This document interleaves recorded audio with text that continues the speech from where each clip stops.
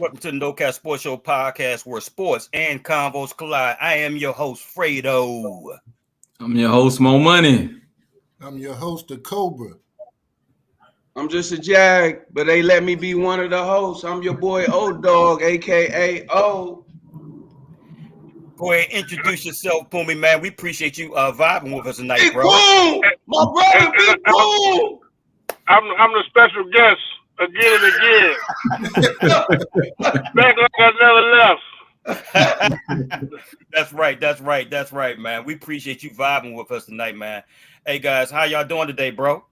Good, big bro. Bless, bro. Bless. Doing well. That's what I want to hear, man. Hey, look here, man. Before we get into this big interview with our bro Odog, hey, man, let's talk about NFL free agency frenzy, man. What's your thoughts so far, bro? Like biggest winners, biggest losers. Starting with you, Odog. Man, I think the biggest winners, Pittsburgh Steelers, man, making it tough for our division. Man, they I think with them picking up that linebacker from Baltimore, I think Russell Wilson gonna go in there and do some positive things. And I like what Pittsburgh is doing. I like the boy Ridley down in I think he went to Tennessee, if I'm not mistaken. Yes. Just got a 50-piece nugget. So that lets me know in Cincinnati there's no way possible we gonna be able to bring back T. Higgins. So it's tough, man. A lot of young men getting those checks, man. I'm happy for them, brother. I'm happy for them. I keep hearing rumors that Justin Jefferson may be traded to Cincinnati. That's what they saying. Mm-hmm. You gotta relax, bro. Relax. They don't. I mean, that's what my sources tell me. Hey, look, I'm on the bird. I'm going to the sound, and if we sign him, it's over. It's over. It's over, buddy Mo. It's over. Yes. What you got, Mo? I got the Houston Texans. I love the Daniil Hunter move, Joe Mixon. I mean, they made about 5 or 6 good moves, and then you still got the boy C.J. Stroud, and he's got a pretty good draft pick in the draft. But like O said earlier, there really is no winners and losers from a team perspective. It's all these young men that's breaking the bank and getting that generational wealth. Yes, indeed. Those are the true winners. Because, I mean, we can go back to the Philadelphia Eagles a few years ago. The Washington Redskins, when they was the Redskins every year, signing all the free agents. None of that don't mean anything if you can't put it all together and create a climate of camaraderie and teamwork. Yes, sir. So, as far as winners and losers from team perspective, I'm just giving you my opinion on the Texans, but we won't know until the end of the year who really won this. I fell victim of the Chargers. I picked them to go all the way to the Super Bowl a couple years ago. They ain't even make the playoffs. Let me ask you this, bro. There's a lot of chatter, right? Mm-hmm. And you already know in Dallas land talking about Dallas Cowboys not making any moves whatsoever, and a lot of fans are panicking over the lack of acquisitions you guys have not made thus far. What do you say to that? I mean, that's what they do. We haven't signed any big name free agents since like Ken Hamlin. Like, it's been a minute. If you pay attention to what Dallas as the program they've been putting together, they sign their own players, they draft well, and they spend minimally in free agency. They just signed Eric Kendricks. That's the type of free agency move that Dallas does. They don't bring in free agents. They sign their own. It's been that way. Shout out to Ken Hamlin. Good brother, man. Good dude. Had a great career. Big time cigar smoker too. Doing a lot. He has his own cigar, I think cigar brand and stuff like that, or whatever. Real big in the cigar community. So shout out to him. Shout out to him. Yeah, salute. What you got, Cobra? My big winners, I'm gonna go with I like what Houston did. To piggyback off of Mo. I think that Mixon is going to really relieve a lot of pressure from a young quarterback who's already playing at a high level, and then you give him a running back like that. I just think that offense is going to take another step, go to another level, so they're going to be dangerous. I like what the Philadelphia Eagles did by adding Saquon Barkley. If he stays healthy, you got a dynamic running back there, one of the most special running backs that we've seen in a long time. So if he stays healthy, Philadelphia going to be right back in the mix, competing for a Super Bowl. And then of course, my mob, Baltimore, the Kings of the North. You know what I mean? We add King Henry. We already had the best rushing attack in the league. Now that's just going to that's going to be times 3. It's going to make that rushing attack, that offense a little more dangerous. Defense not going to know who to focus on. I think Lamar going to rush less. And then I think when he does run, he's going to run for bigger yards just because they're going to have their attention, King Henry, instead of all their attention on him because he's been their leading rusher for the last several years. In terms of biggest losers, I'm going to start with Dallas just because they didn't make any moves and it didn't seem like they was interested in making any moves. And, I know a lot of Dallas fans, and they've been begging for Dallas to make moves since last season. They wanted them to make moves during the season last year. They wanted to make moves during the off season, and it just seemed like they won't budge. And there was a lot of players available that they actually needed that they didn't even attempt to get. And then my last biggest loser, I'm going to say the Chicago Bears because they have yet to do anything with Justin Fields. Like, what are you going to do with that man? So he's still leaning around there, and we already know how the Chicago Bears players feel about him in that locker room. So if you draft a quarterback and Justin Fields is still around, that's going to be an awkward situation for whoever's coming in there. So I'll say Chicago Bears biggest losers. Oh, right. That's what's up, bro. What you got, Pumi? So I'm with you, Cove, on Philly. I think that Saquon is going to be a great addition. I think him and Jalen Hurts is going to make an unbelievable running game together. But with Chicago, man, I don't think it's no foregone conclusion that they draft Caleb Williams. I just ain't sold on Caleb Williams. I think he's an outstanding talent. But I don't see him being a game. I don't see him being a franchise changer. I think he can be a good dude, but I think they got a good guy. You know what I'm saying? I don't think that Caleb Williams is coming in and being any better than Justin. I don't think he's going to be as good as Justin Fields, honestly. I think Young has struggled with a lot of adversity issues. Like when I watched him play last year, 2 years ago when he won his Heisman, yeah, he was on top of the world. But when a lot of adversity hit him this past year, I just didn't like how he handled that. And when you coming in as a rookie quarterback as the number 1 pick, you're not coming to, the best team in the league. You're going to the worst team. Right. So it's going to be a lot of adversity that you got to fight through. So I don't know. I'm not sold on Caleb Williams. I think he's an outstanding talent. I think the young man got the potential to be a great player, but I'm not sold that he is going to be that. So I don't know that they're going to get rid of Justin Fields. If I was Chicago, I'm looking at, maybe trade back, get a couple more picks, give me give me that big boy from Washington, a receiver on the outside. You can get him down. Give me that tackle from Penn State, and then a couple more picks.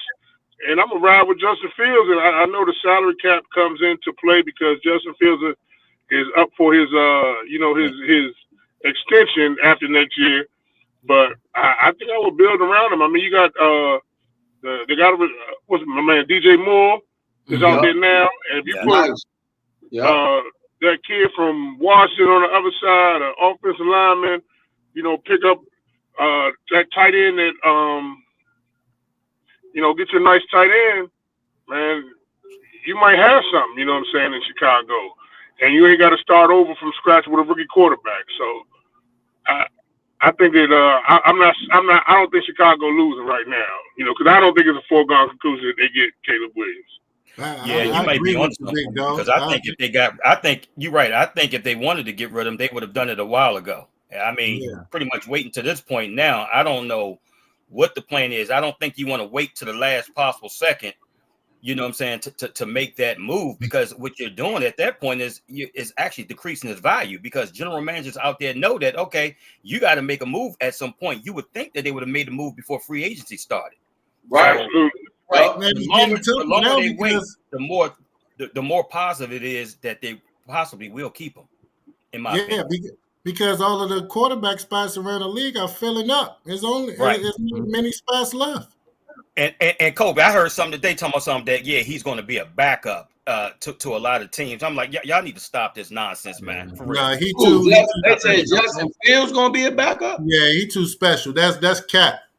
Yeah, must be the Patrick Mahomes or somebody, Lamar Jackson. Exactly, bro. So big bro, like I said, if we didn't have the number 2 pick, I was like, you know what, man, let's go ahead and make that trade for him. You know what I'm saying? Yeah. But being as though we got the number 2 pick, and you got three quarterbacks, you know what I'm saying, that's out there or what have you, and then like 2 are could be possibly generational talents, then that's something that we can't pass on at the end. Hey, Fredo, you like playing the lotto?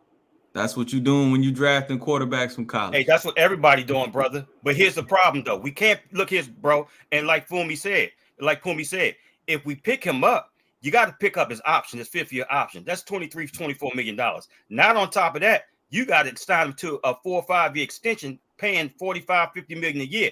Bro, we in a rebuild stage. We're not at that stage where we can do that right now, brother. And we got to build our team.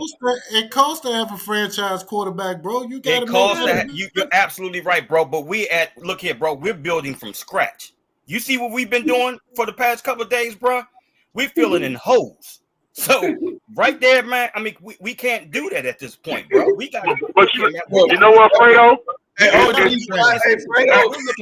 diehard. You can't tell Fredo. Fredo do his homework now. Yeah, we looking for some success, bro. It's 2 types of teams in the NFL, though. It's teams that got a quarterback, and it's teams that's looking for a quarterback, man. Nice. Yeah. And the Redskins been looking for a quarterback damn near my whole life. You ain't never know what I'm saying?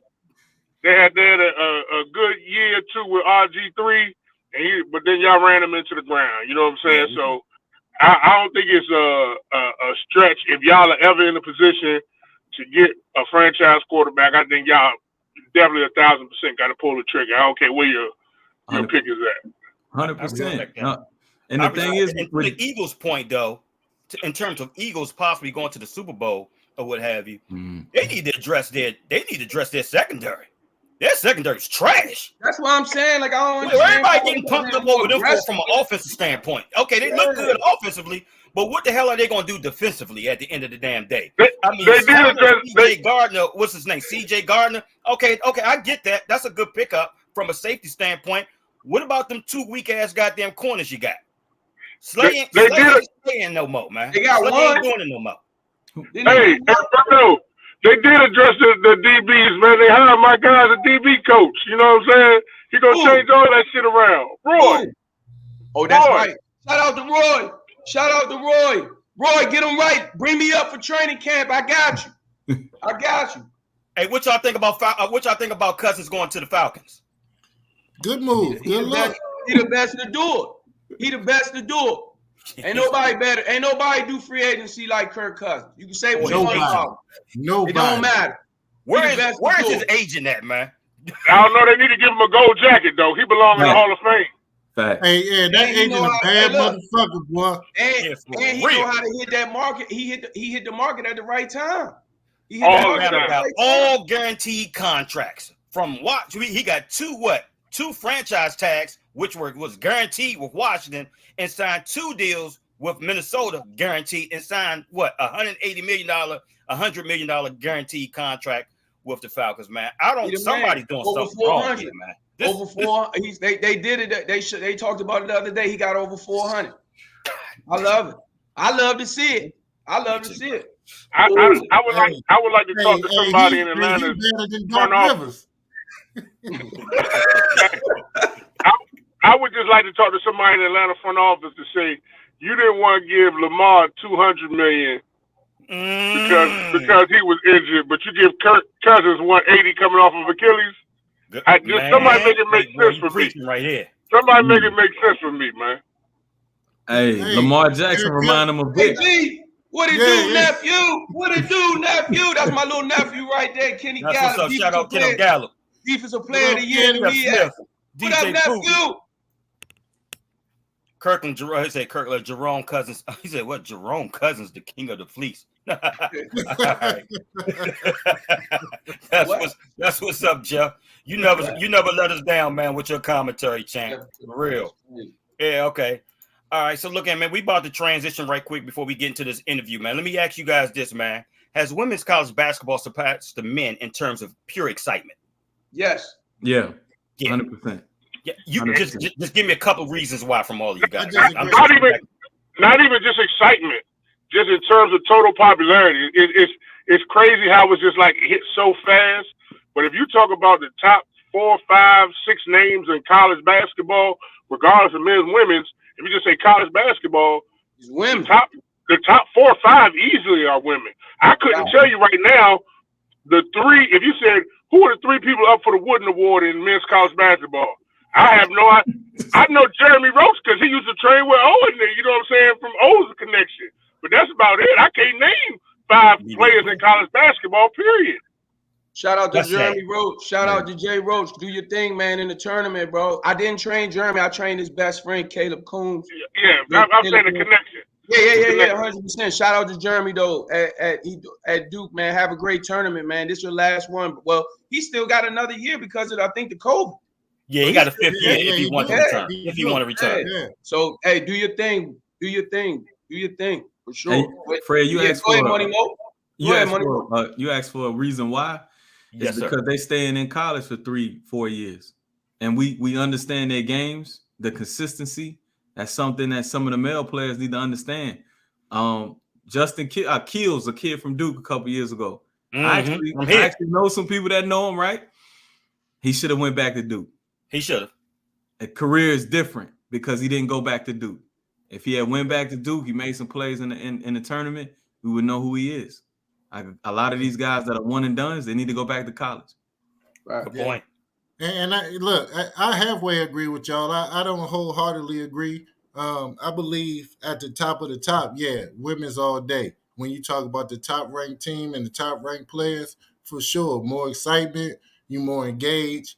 The names in the women's game is more of household names. We all know Caitlin Clark. We all know Angel Reese. We all know Paige Beckers and Juju, of course. Excuse me, Juju, because you the coldest in the game to me. But in terms of in totality, I can watch a men's game.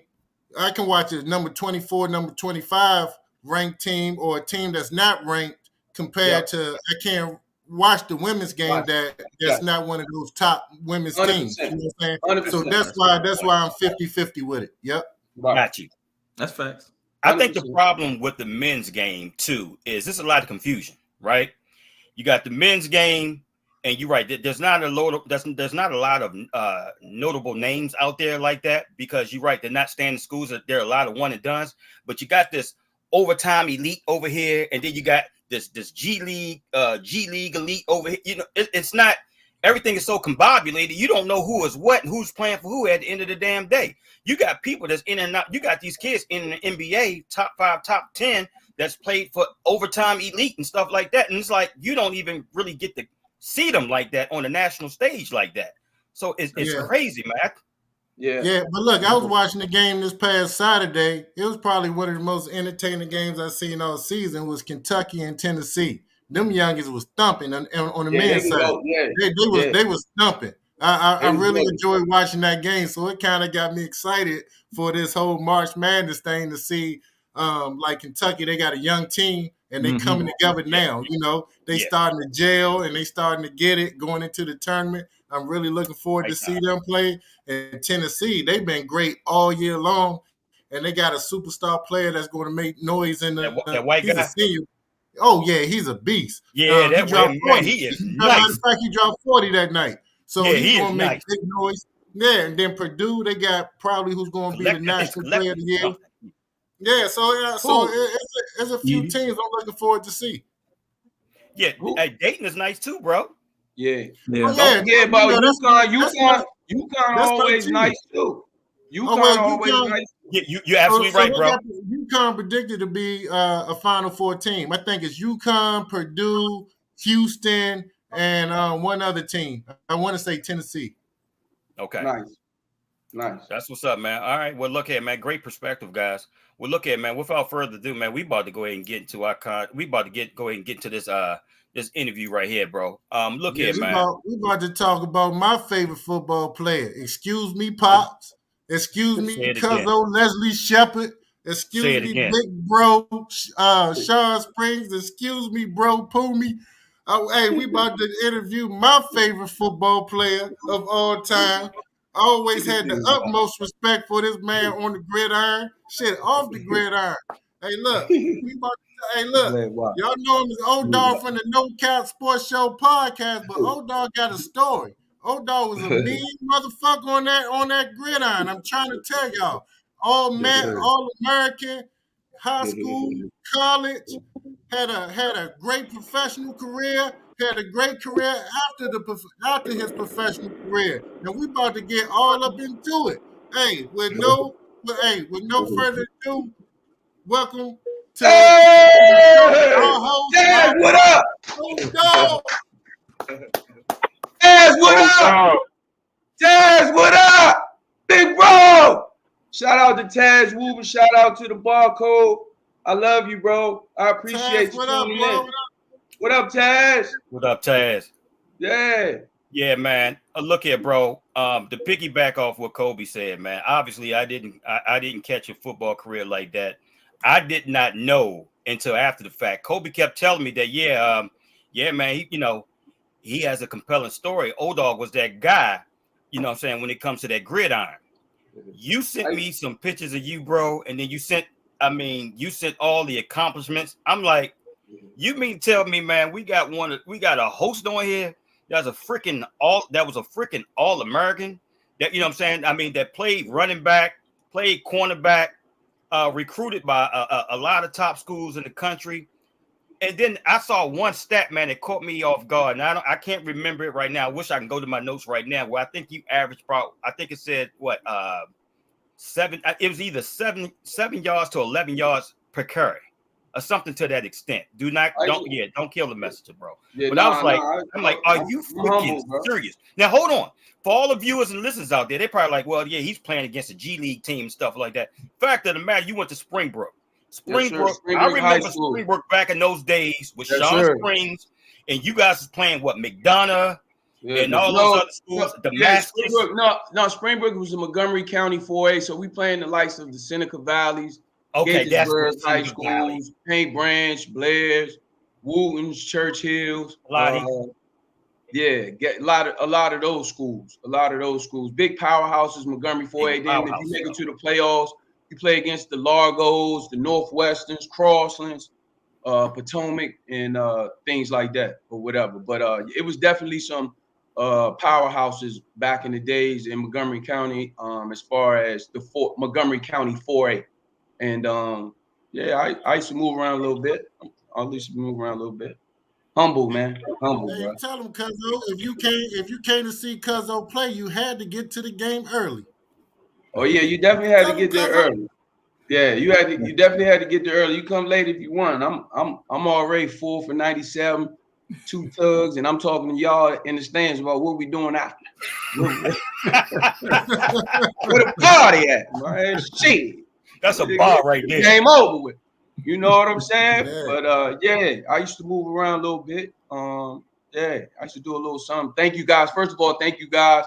Y'all called me off guard. I didn't know. I've been rolling around since 5:30 this morning, training all my youngest, high school youngest, college, pro guys, or whatever. So when y'all text me and y'all call, I literally was on the football field training some guys, man. And I just wanted to say thank you. You got my brother on here. He's not my friend, my brother, Pumi. Everybody knows if you see Pumi, you see yes. A lot of times I tell people I wish, MTV had a show called Hanging with Rob and Big. I said, shit, if me and Poon would have been on that motherfucker, man, we'd be somewhere living in right next to Michael Jordan, living in the Bahamas. Man, I should be syndicated. That shit we was doing, Fredo, people wouldn't even believe, man. We're about 7 years too early for reality. 7 years too early, man. 7 years too. Now, with that being said, we also might have been locked up. Now, we would have been locked up, facing some charges.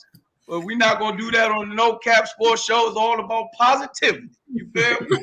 For sure. First and foremost, bro, forget all that. Who put the ball in your hand, man, at a young age? You know, Well, what got you into football? Was someone you admired? My dad, God rest in peace. My dad, Wendell Boo Boo Evans. He just, because football and his brothers, Uncle Carl, our grandfather, and it just was in the Evans and the Turners, that family, it was so big.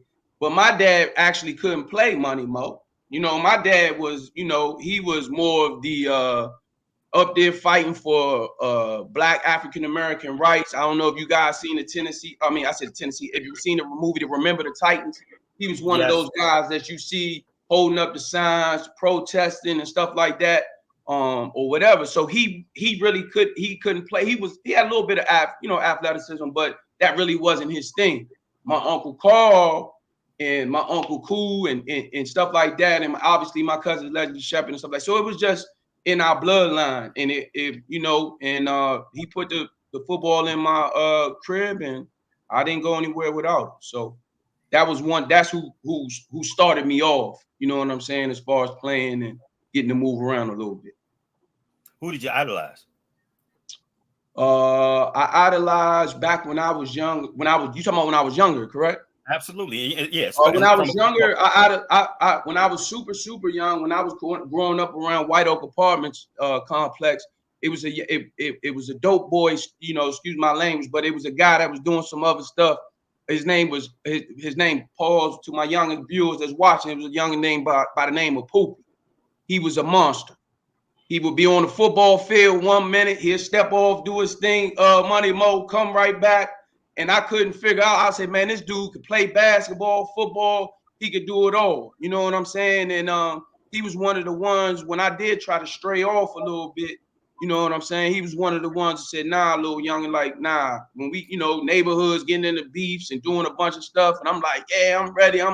He be like, man, stay your little ass over there on that basketball court, keep playing basketball, and stay with that football. So he was one of the youngest that I really, really, you know what I'm saying, looked up to as far as being when I was super young. As I got older, it was a guy by the name of Leonard Green.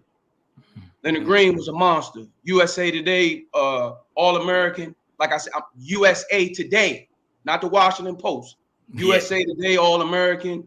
Wound up going to USC, playing at USC back when they was I formation USC.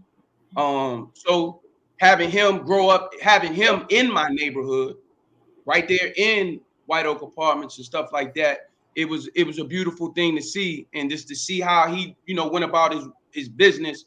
He be in the neighborhood. He really wouldn't play with, what I'm saying, mess around and play with us too much, because he was always locked in and focused. We'll be over here playing or whatever. He running hills, or he's doing this, or he's doing that. So to see Leonard Green's career take off and do with it, man, I said, man, that's where I got to go, and that's where I had to get to. So he was one of the guys that I sort of said, yeah, I'm a carry on that. You know what I'm saying? That torch, as far as from my neighborhood. From my neighborhood. Right. Yeah. Okay. Yeah. Why? You sound like you were a multi. Go ahead, Mo. Go ahead, Mo Money. No, I was about to say you sound like you was pretty good in multiple sports. Obviously, Kobe, your cousin, so basketball's in your blood. Yeah. Why football over basketball? Because that shit is violent. That shit was violent, and I was a violent motherfucker. So I played basketball violently, and I played basketball, more to just work on my feet, work on my skill set. I love the competitiveness of it. You know what I'm saying? Also, it got me out the hood. I'm traveling. Shout out to Mr. Ridges, my godfather, Treon Ridges, Tommy Ridges, the whole Ridges family. It got me away. God rest in peace. To that, to Mr. and Mrs. Ridges. It got me away.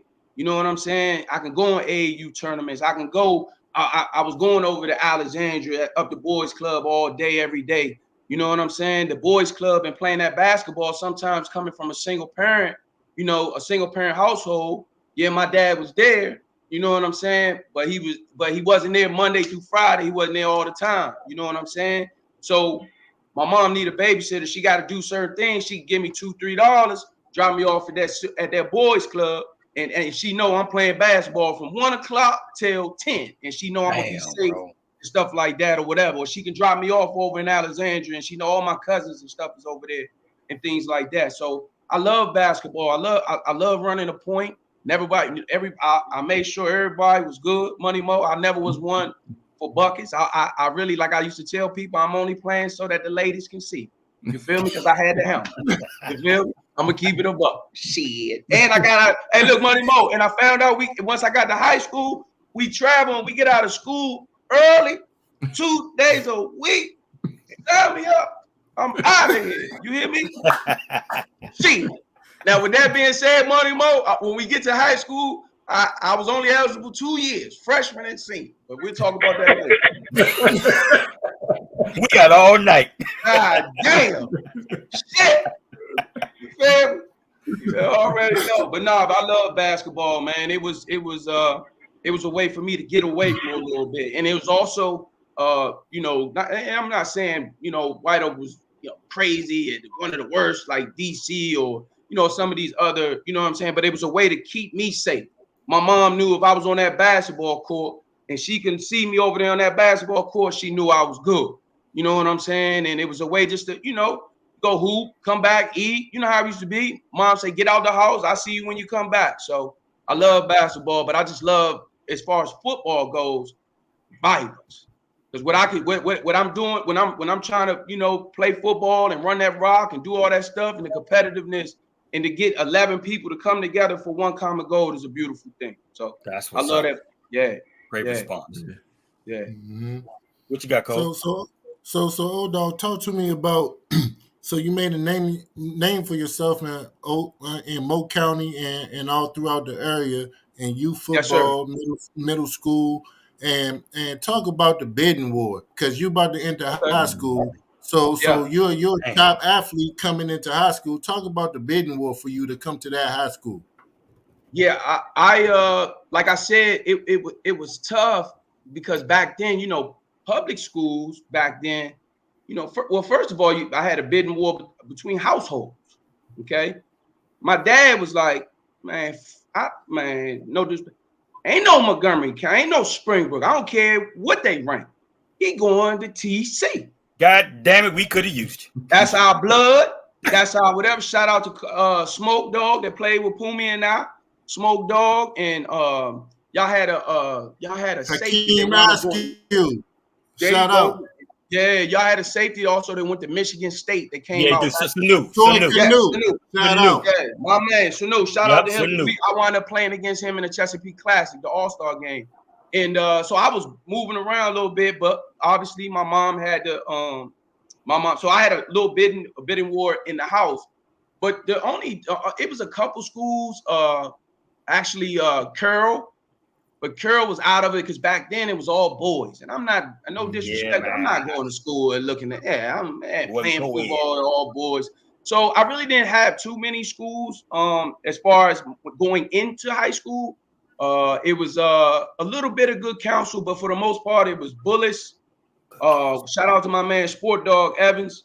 It was Bullis, Carroll, Springbrook, and TC Williams. TC. So those was the ones that was really like pressing the envelope for sure. But it was tough to go leave where I'm from because Springbrook ranked Money Mo. Springbrook ranked in the top USA Today top 25. Yeah. You see what I'm saying? And they got a guy that's an All-American from my neighborhood. You see what I'm saying? So it was tough to leave. I'm like, shit, if Leonard Green can do it, and I'm 11434 Lockwood Drive, he 11465, such and such way. I'm like, shit, I got the blueprint right there. So, it was tough to leave, and they was good. Shout out to Tony Sawyer, Mike Gillespie, Tyrone Frazier, all them boys. Them boys, they had a mob. I think on that team, on that team that won. Shout out to Shout out my IOG Kevin McClinton. Shout out to Kevin McClinton. They had a mob. Mark Sturdivant, my mentor. Mark Sturdivant. Wait, Mark Sturtevant, I'm a junior, sophomore in high school. He had me at University of Maryland, South Hill parties. I'm a sophomore, Money Mo, in college, hanging out with G. Roy Simon, Jermaine Lewis, Mansell Johnson, and them boys. Yeah. So I'm seeing it coming from public schools, right? See, back then it was them public schools. You had a little bit of bump in private, but them public schools, man, I'm talking about, it was tough. So yeah, it wasn't that much of a bidding war. It was at first. Now we'll talk a little bit more when I got to be a senior, when it was the Sherwood High School, and we had to get the county representative involved and all this type of stuff, and with Bob Malloy and all that type of stuff. I'll talk about that later. But but that was my bidding war going in, and obviously Leonard Green was like, Omar, Springbrook, and it was over. Yeah. What you got, Poon? You got anything? Well, for this, He's a hater, bro. Go ahead. Hey, listen, man. Hey, it's cute. They're playing for Montgomery County. That's a cute little league y'all got out there, man. You know what I'm saying? It's all good. No, but as you were coming up, like, what made you decide, I know, that you wanted to play running back early over a defense? What made you decide to be a primary offensive player over defense?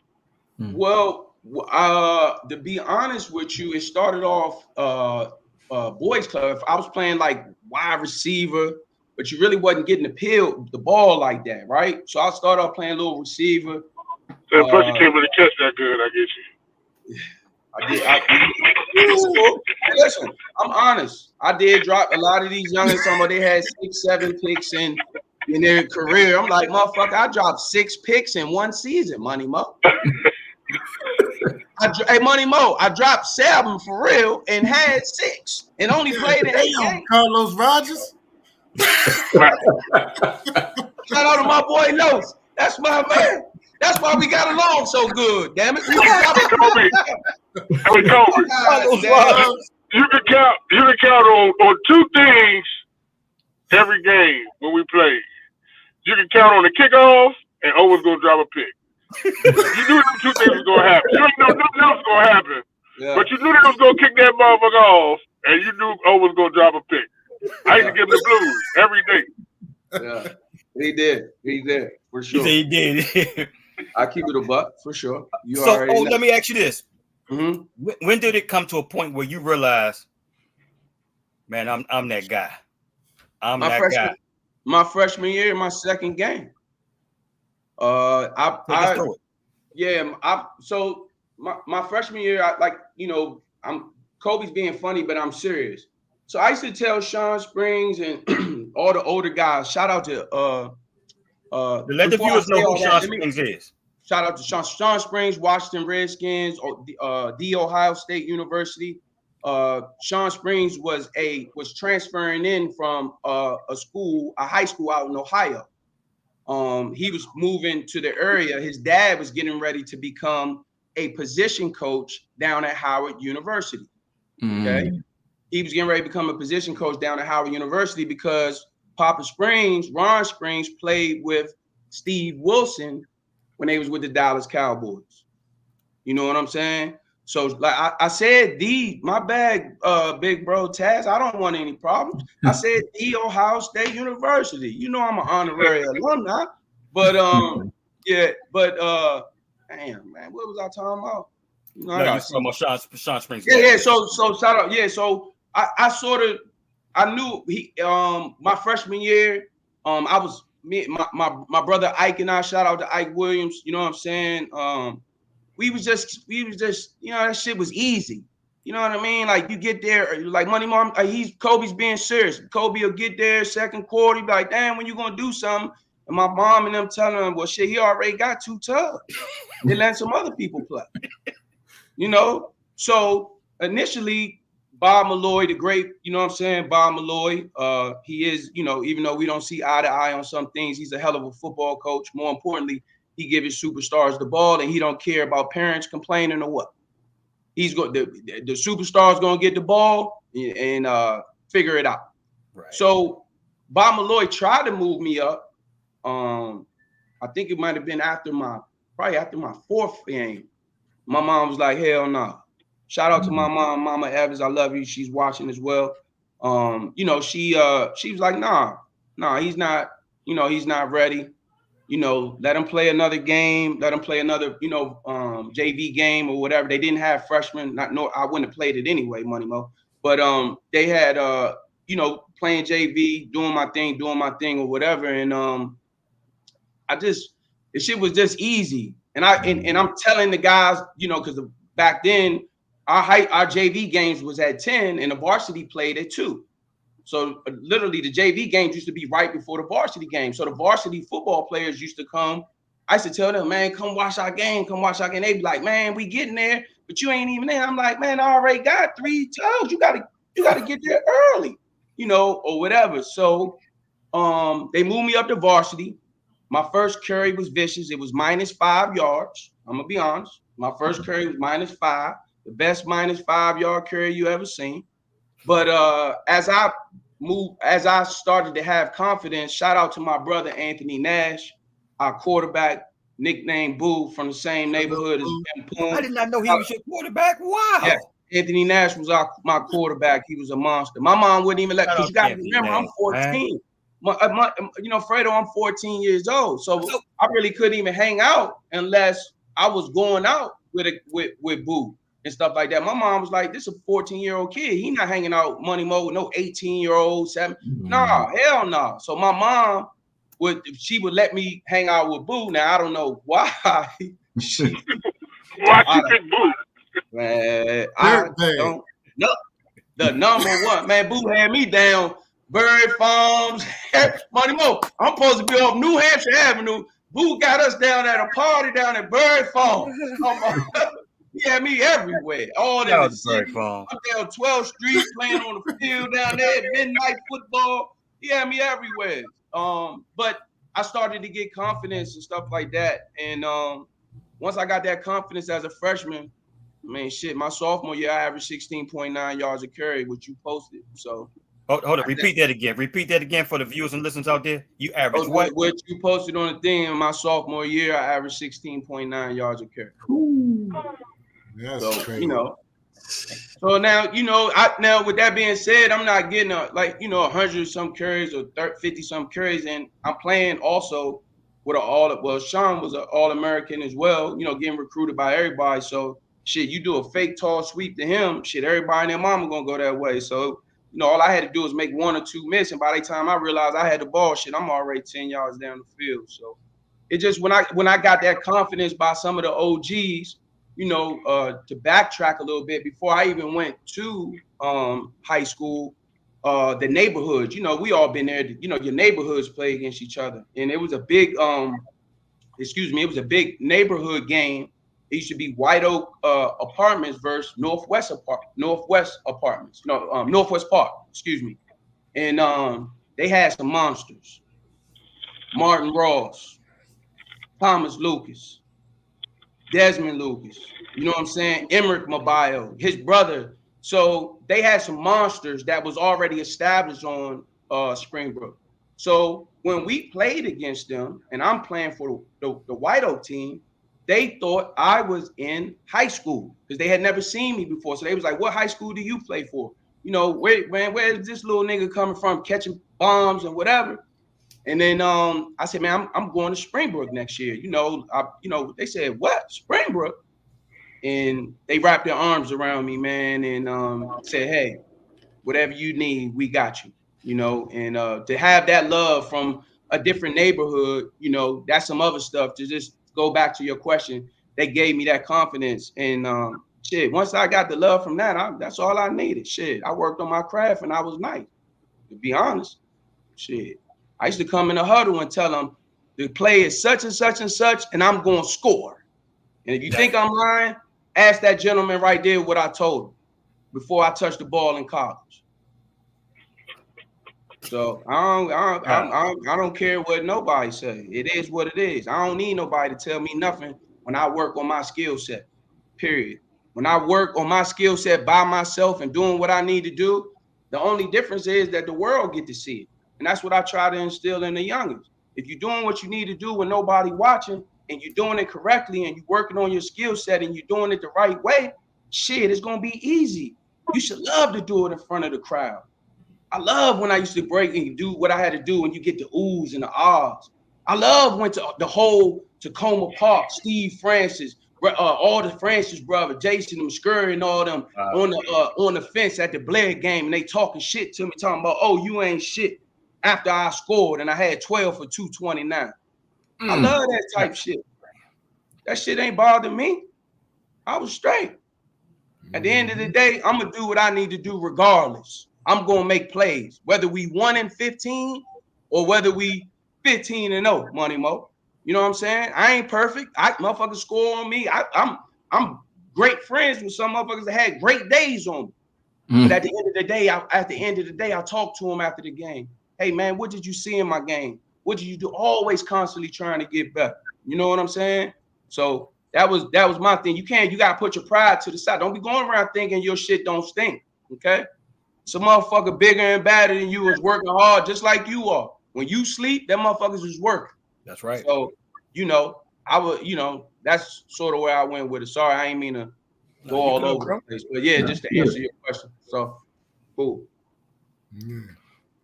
Let's push forward. Okay, let's push forward to your senior year, man. And oh yeah, it's retarded.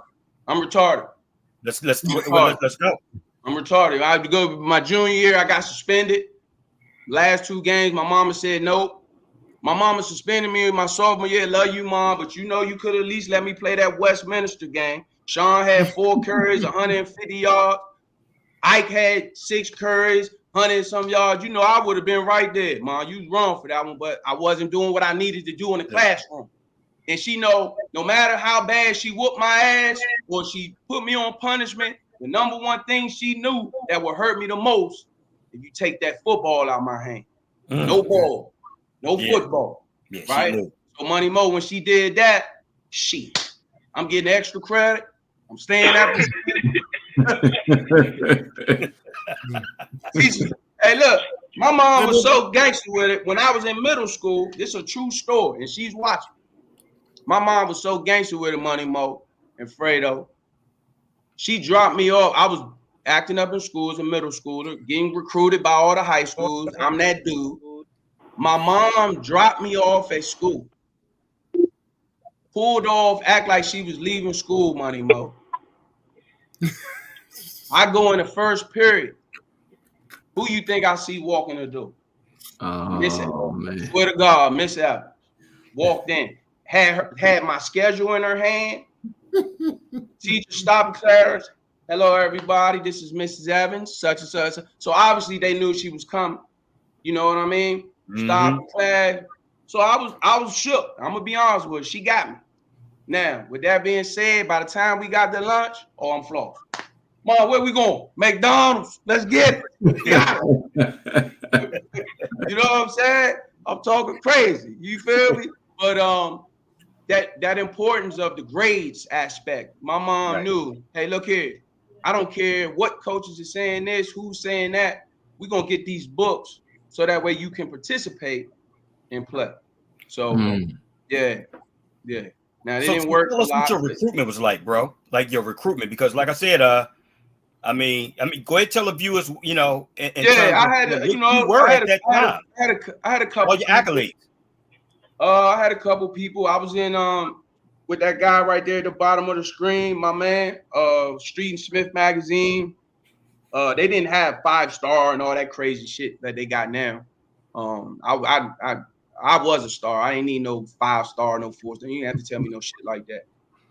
But I was in Street and Smith top 100. I was in all the magazines. I was on all the, the top recruiting thing, All American East, you know what I mean, Northeast region, all that type of stuff. All of it's documented. All of it, you can look it up. So I'm not on here capping. Or whatever the case may be. And I was getting recruited by Nebraska because my senior year, I had 89 carries. I had 89 carries for 998 yards on 89 carries. On 89 carries.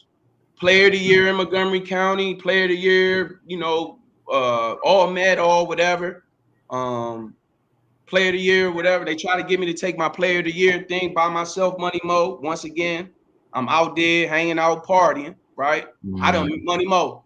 I done missed the goddamn all county, the all county. Shit, man. I done missed the goddamn picture, Money Mo. I done missed it. I done missed the picture. I got it right over there. I can show it to you. I done missed the damn picture. This how your boy sold 100, Money Mo. When we got there, my brother Isaac Williams, he was all county, all everything as well. So what they said was, we're gonna take a separate picture of Ike, put him over here, and then we're gonna put your picture by itself as the player of the year in the county. I said, man, I said, how? I told the photographer, I said, how we get here? He said, both of y'all came together. I said, so what the fuck do I look like telling my brother to step over here and take a picture and we came together? Just write that shit up and figure it out. Shit, it is what it is. I ain't never gonna tell my brother to step beside me while I take a picture because I'm player of the year. That's cornball shit.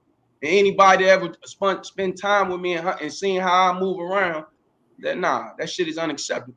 That's my brother. Yeah, I'm player of the year. And I tell him, motherfucker, yeah, I am player of the year. But with that being said, that's my brother. And he was out there with me. He was balling, doing this thing. And we did this thing together. Because without him, none of that shit was possible anyway. So, yeah, I was getting, but yeah, to get to the recruitment, University of Maryland, shout out to Mark Sturdivant, shout out to G. Roy Simon again, Mansell Johnson, DeJuan Jones, all them Roosevelt boys. They had me up Maryland, man, hanging out, partying. I was wearing the University of Maryland junior say-outs. You know, it wasn't no NIL, but I was getting them cleats was vicious back then. I don't know if you know, but University of Maryland, shout out to Mark Duffner, man, just having a lot of Coach Mark Duffner, just having a lot of patience and telling me a lot about the recruiting business, telling me about prep school, not giving up on me, not giving up. I'm going to repeat that. Not giving up on me when I did not qualify. Still continue. We're Facebook friends to this day. He'll see this as well. You know, not giving up on me, still telling me things. Even when he got fired from University of Maryland, he still kept me, you know, hey, this is what you need to do. He developed a relationship with my mom and things like that. So, yeah, Wake Forest or whatever. Nebraska was my thing, though, man. I love the black shirts, defense, Tom Osborne, Amon Green, not Amon Green, but Lawrence Phillips. Shout out to B Miles, Baron Miles was on that joint. They had some dogs, man. They had some dogs. They recruited you as a running back. Yes, sir. Yes, sir. Yes, sir. I was getting recruited for running back everywhere. I didn't even play defensive back. Shout out to my boy Ryan Reeves. I was out there playing defensive back, Money Mo, but I used to let the guys, you know, go out there and get some playing time. Like, guys, we had basketball guys that really wasn't football guys, but wanted to come out their senior year for the team. And, you know, in high school, you're not really passing that much. Every once in a while, you know, ain't nobody running the spread back then. Right. So, you know, they were just out there, whatever. And that's we solid and we good friends to this day. Sometimes they shoot me a text. They be like, oh, man, I can't thank you enough for, you know, giving me that opportunity and just let me go out there and play and things like that or whatever. So, but yeah, I was getting recruited by pretty much no West Coast teams, pretty much a lot of the ACC schools. I was pissed off I didn't get a chance to go on a recruiting trip with my brother to Colorado. I would have loved to go out there with Coach McCarthy and learn how to play, learn from Deion Figures and Chris Hudson, all them boys right there, them DBs, them corners, they were solid. Solid. Enemy in them. Solid. Hell yeah, Eric Bieniemy and all them boys. So you had two back-to-back Jim Thorpe Award winners back then. You had Chris Hudson and you had Deion Figures, man. Come on, bro. Come on. So, no Michigan, Ohio State, Akron, no Ohio State because Coach Lee Owens, who was the coach at Ohio State when Big Bro Sean was there, was showing me a lot of love, but he then got the head coaching job at University of Akron. So when he got the head coaching job at University of Akron, that was my first visit because he knew me since I was 14, 15 years old. And he always said, when I get my first head coaching job, come see me. So, yeah, I was getting recruited. But no HBCUs, no disrespect. Oh, here we go. Here we go. Oh, shit. Here we go. So I told you Steve Wilson and Papa Springs, Ron Springs was coaching together, right? Steve Wilson, the head coach, Ron. And my big bro, Sean Springs, you know, I used to go over to the house and be in the basement. And just like if we got some little youngers that play on a football team together, you know, you're going to be in the basement watching the games, talking. So Steve Wilson would hear how much of a knucklehead I was. And, you know, I'm wilding out or whatever. And Steve Wilson kept it a buck. He said, Omar, and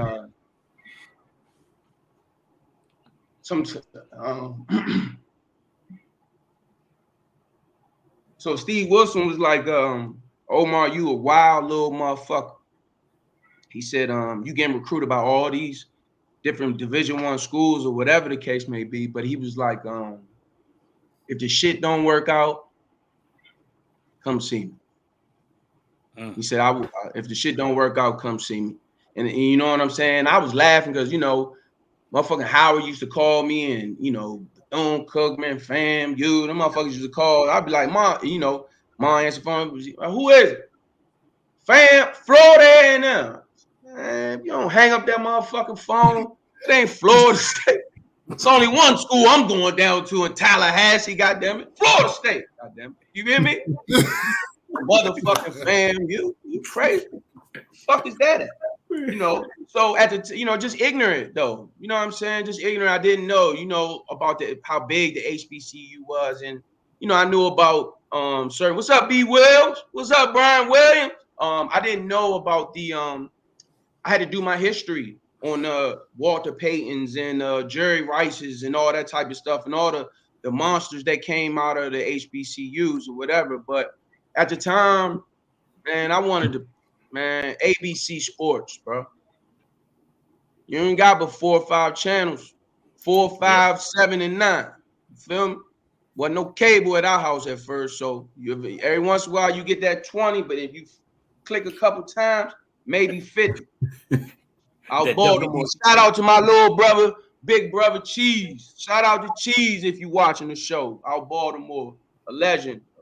Played with our other little brothers, Foots, Lil Joe, and little bro Twan. So yeah, man. But that was it, bro. But so for the viewers and listeners out there, you was recruited by a lot of top schools in the country. Yeah. So, like, what? Okay, and you had a conversation with Steve Wilson, former. Had a conversation with Steve Wilson, Howard University. Told him no way. Told him no way. Told him don't call my phone. No more. There's no way possible. I'm going to Howard. He told me come on a recruiting trip. I said, where is it? I don't even know where Howard is. What you talking about? I drove past that motherfucker 30, 50 times. Didn't even know where it was. Shame on me. You know what I'm saying? But yeah, it wasn't no. It was pretty much going to be like Wake Forest was showing me a lot of love. Shout out to my man DeLon Parrish, who did a tremendous job at Wise down there doing that program. Yeah, had them winning numerous championships and stuff like that. DeLon was trying to get me to go to Wake Forest, or whatever the case may be. But my grades was bad, Fredo and Mo. I'm talking about bad. Hey, Joe, why is you laughing so hard, Paul? It's not what you said, it's how you said it. Mo, look, I was supposed to go. Kobe had it set up. I'm supposed to go to prep school at Hargrave right after him. Oh, wow. I'm literally recruiting trip, talking to the coaches. His love, I'm in there. Man, they looked at my transcripts, Money Mo.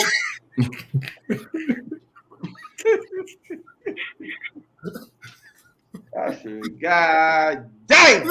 I know. Shit. So they was like, nah, we can't do nothing with him. And yeah, so or whatever. So not to bounce, ahead or whatever the case may be, but yeah, I was getting a lot of love. I wasn't the number one. I'm not on here saying I was had hundreds from every school. No way. I had a lot of East Coast schools, a lot of mid majors. The the Delawares and the CAA, all those, the William and Murrays and stuff like that. I had all those or whatever, but I was just so rude, Fredo, and you call me out of class and be, I'm supposed to, coach tell me what Delaware's here. I go talk to him. Yeah, I'll be right back. I'm gonna use the bathroom. I'm going up to the third. I done left the whole. I done went money. Oh wow, Money Mo. I done left. They trying to find me. They don't put the intercom. Where's Omar at? You know what I'm saying? So no Clemson. Nah, I never heard one word from Clemson. But I did play with a Clemson legend, Nealon Green, one of the black quarterbacks back in the day, could spin it. He used to do his thing or whatever the case may be. So no, I didn't. But yeah, so I wound up having to go to prep school. And I went to a prep school called MCI, Maine Central Institute. Yes, sir. I heard of that. Yeah. I heard MCI. Yeah, DeMar Johnson, Johnny Rose. It was more known for basketball at the particular time. Yeah, it was more known for basketball. I went on a recruiting visit to Fork Union. They basically told me I basically was I wasn't shit. They're big into that 757 area and bringing guys from Georgia and here and there. A lot of times when you're dealing with Fork Union, those guys are pretty much already signed. Right. They're already committed to like an Auburn or Georgia, and they just go into the military thing to get their SAT so they can go on and they play in a postgraduate year. You know what I'm saying, Cole? Like it's more of a post. They already signed. They just wait. They just couldn't get their SATs or something like that. And when I went down on my recruiting trip, Isaac and I, they told me they told me, nah, like we don't have no scholarships for him. We're not really that impressed. His tape looks good or whatever, but it is what it is. So when I played in that Chesapeake Classic, Maryland versus Northern Virginia, I went crazy. Had made some plays, did some things or whatever. So who comes down in the stands, from the stands to talk to my mom? Fork Union. Man, I heard he's having some problems with his grades, such and such and such. Man, I would love to get him on a visit. And shout out to the queen herself, Ann Evans. She said, what do you mean a visit? My son has already been down there. You guys said you didn't have any money for him. He said, well, I don't know. He said, Miss Evans, give me 48 hours. But I'm so loyal sometimes, Fredo and Money Mo. Coach Todd Rundle and MCI was trying to build something, you know what I'm saying? And they was using myself. Shout out to my boy Hank Potee, defensive back coach at Iowa State. Shout out to my boy, shout out to my boy, it'll come to me in a second, but it was a bunch of us up there that was trying to really, you know what I'm saying? But shout out to my boy Lou Esposito. Shout out to Big Lou, defensive coordinator at University of Memphis. He was with Western Michigan.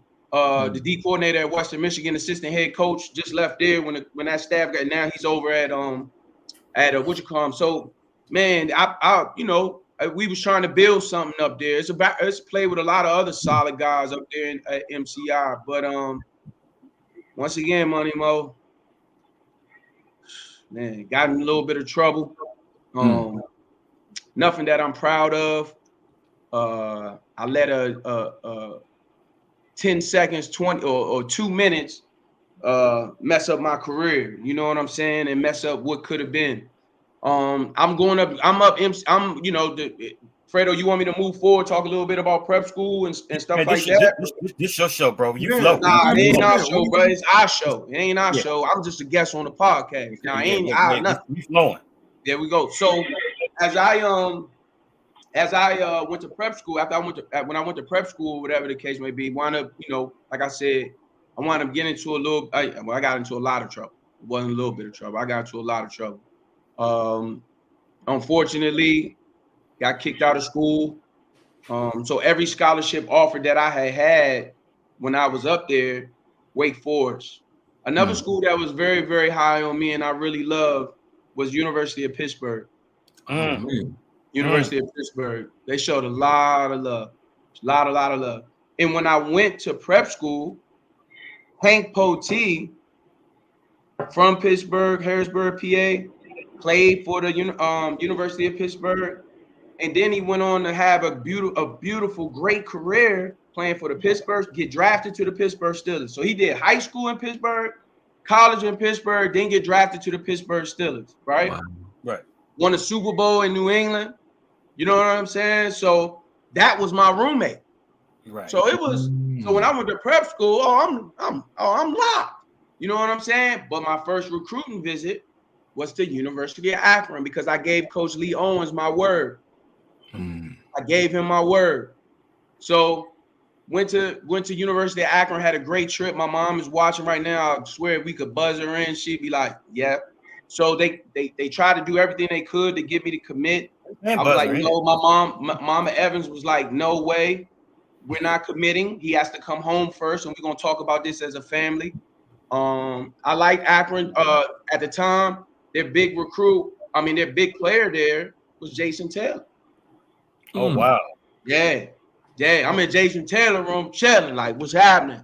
Yeah. Oh, He's wow. like, yeah, I'm about to go. But at the time, he about to go to the league, and I'm like, I'm Akron? You know what I mean? I'm like, I didn't really know. But then when I watched that film, and they took me to the football office and like, yeah, it doesn't, yeah, you could be a big fish in a small pond, and we feel like you could come here, you know what I'm saying? Obviously, you have a great relationship with Coach. We've been following you since you was 14.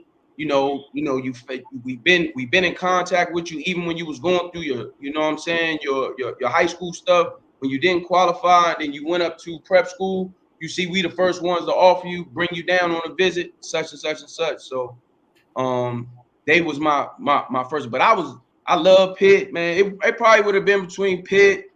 I really like Pittsburgh, but I just let 2 minutes, man, get to me, man, and I wound up getting kicked out of prep school. So I wound up getting kicked out of prep school. Now I'm Money Mo. I'm wilding, bro. I'm back home. I'm hanging with some, moving around, doing some things. And shout out to my big cousin Marcus.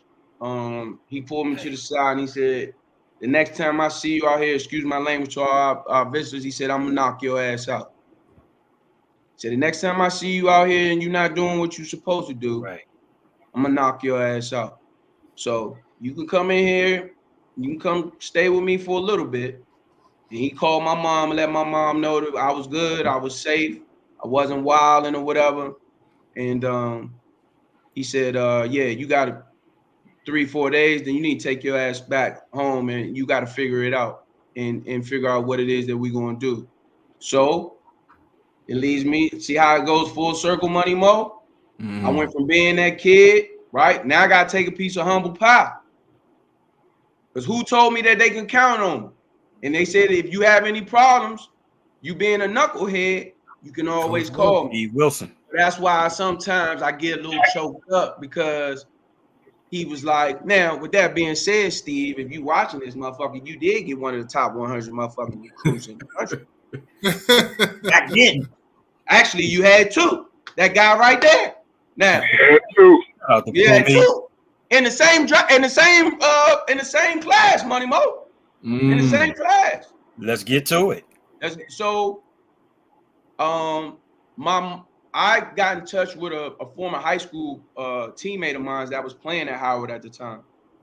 He was playing at Howard at the time, and his mom was real big as an alumni. And she, yeah, it is B. Williams. It always is. Shout out to Mark Sturdivant again. Showed me a lot. Taught me how to be a man.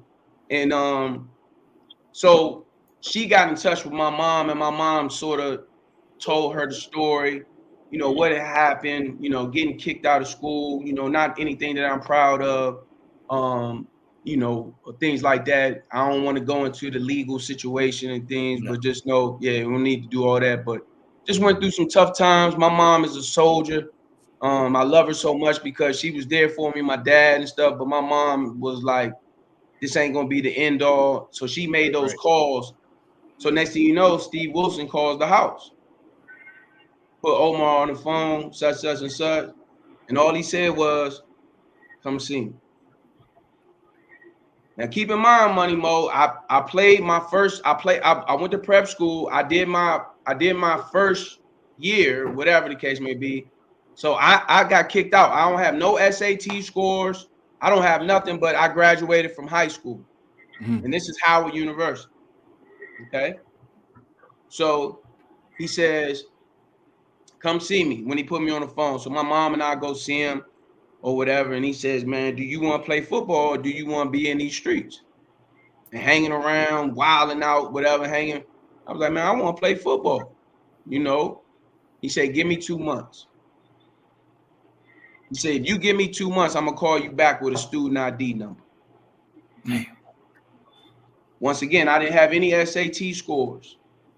I didn't have nothing. All I did was graduate high school, right? And I already told you what my now I was doing good at prep school. Now I was going to qualify, but I was doing good, bro. I was doing good. Pull me hate, you know what I mean? But I was doing real good. He's a hater, bro. He said, look, we love each other, but that's love. That's that love right there. That ain't hate. But I was doing real good in, you know, up prep school. Raised my GPA up. You know, I'm probably about a 2.8, almost, you know, whatever, almost a 3.0. Doing good positive things. And you know, now all I gotta do is pass the test, Fredo, because I'm gonna qualify. You know, that was the first year that the NCAA came out with the NCAA clearinghouse. Okay. That's when you had the clearinghouse and they had the sliding scale. So if you had a lower GPA, you know what I'm saying, you had to get a little bit higher SAT, and vice versa, right? If I got you know what I'm saying, if I did super good on the SAT, my GPA could be a little bit lower. You know what I'm saying? Now to backtrack a little bit, I almost became a partial qualifier. I wound up getting 700 something on my SAT. It was after the date that they started the NCAA clearinghouse. It was like in the spring, because when I took it in the fall,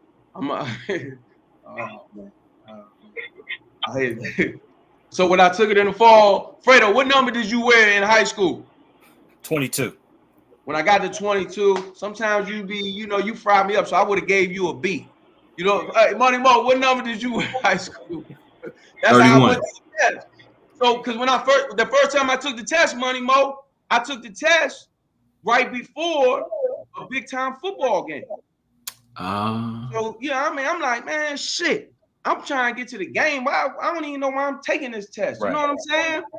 So I took the test. I did horrible, obviously, or whatever the case may be. But when I came back in the spring, I studied. I did a good job, did what I needed to do, practice SAT, and I thought I had passed. But that's when they came out with the NCAA clearinghouse thing or whatever. So just wanted to backtrack a little bit, you know, to give you that story. But yeah, so when I wound up going to see Steve Wilson, he said, give me 2 months. I did. He told me don't talk to no other teams. I told him I was, but I was lying. Pittsburgh, still University of Maryland, right? Pittsburgh, University of Maryland. JMU, shout out to D. Washington. He was a big time, played basketball at DeMatha. Football, was a big time old lineman, solid. Been playing against him since back in the days of the Tacoma Park Recreation Center with all my guys and stuff like that or whatever. But yeah, he told me to come see him, and the next thing you know, 2 months later, Money Mo, he sent me he called and said, you are now a student of Howard University. Okay. Yep. So that's how I wound up getting to Howard. Sorry for the long man. Nah, you good. It was me. That was awesome. Yeah, absolutely, bro. Sorry about that. Yeah. Had to fill up these grapes, man. What you got, Cole? You had to say something? So we're gonna keep moving forward. So you at Howard, and they see that you're the player that they invested in. Like you go to no, Cole. So you got to remember, and Fredo and Money Mo, I didn't play for a whole year. Oh, I couldn't play. I just told you I ain't had no motherfucking grades. Yeah, that was the first year. Right. So I didn't. So one year. So for a whole year, all I could do was I couldn't even go to the. I wasn't even what they used to call back then. They used to call it a Prop 48. Right. Yeah. Right. You remember that, Cole? You remember that, Money Mo and Fredo? Yes, so I Prop do. 48 was a partial. Yeah, John Thompson took a stand for that. Yeah. So 48 was a partial qualifier. So you might Money Mo. It was like you either have one or the other. You either have your SAT scores or you have your grades was on par. You just didn't have both. So they was able to get you in school, and you could practice with the team. You can go to the meetings, but you could not participate. But remember, I'm not. Remember, I have nothing. They basically snuck me in. You know, fuck it, it's over with now. So they basically snuck me in and called me a regular student, right? Wow. Made me be like I'm just a regular student that went out and walked on for the team. You see what I'm saying? As if I'm a walk on, and all of a sudden I got a scholarship offer. Right. You know what I'm saying? So my freshman year, Cole, not to cut you off, I apologize, but no, I didn't. So when they see me, they just see at first they like, man, who is this? You know, who is this motherfucker hanging around the team? Because there was a couple guys on the team, Chris Boston, Desmond Wise. You know, I ain't gonna talk about our brother Timber Mass. I mean, you know, he was hating on me, man. And that's big money. I didn't understand it. Did y'all play with Jay Walker that year? Or was Jay Walker before y'all? Who? Jay Walker was before y'all, right? Who was that? Jay Walker, I think he was a quarterback of Howard. Yeah, he was way before me. He left in '93. Yeah, I was in I was a freshman in high school. But Timber, I'm like, come on, Timber. You know what I'm saying? But so yeah, there you go. Yeah, way. And you talking about pre-2000? Yeah, I'm talking about Williams. I'm talking about 95, 94, brother. You know what I'm saying? But yeah, so I couldn't do nothing, Kobe. I didn't mean to cut you off, but yeah, so I'm not doing nothing. I'm just a regular, right? Just a guy around, and they like, well, why is this guy around? You know, I could come to administration meetings, Fredo and Mo, but I could not participate in any football defensive meetings, individual meetings, and stuff like that. I couldn't do none of that stuff. I was a regular student as far as Howard University and the NCAA was concerned. Okay. Yeah.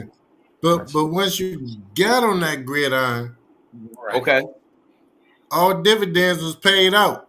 You All-American, 2-time All-American, and you showing your ass. You know what I mean? No, pause. No cap.